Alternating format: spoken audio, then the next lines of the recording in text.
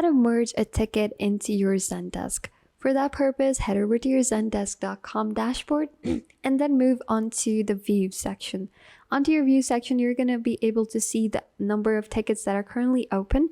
You're going to select the specific ticket that you want to merge. Let's just say these two tickets together. I want to merge these two tickets together. When I right click on them, the option comes up here of merging. So I simply click on merging them. I can either enter the ticket ID to merge them or just select the tickets, and that way I can just simply merge it in. Let me just merge this one with this one.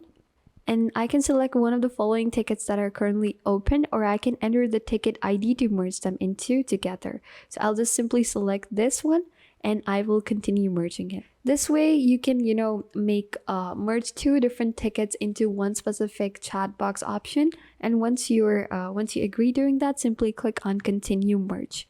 And here you're about to merge ticket 1 into ticket 2. You just want to confirm that and merge them both together. So this is it. Super easy and simple way to merge in your tickets on Zendesk.com.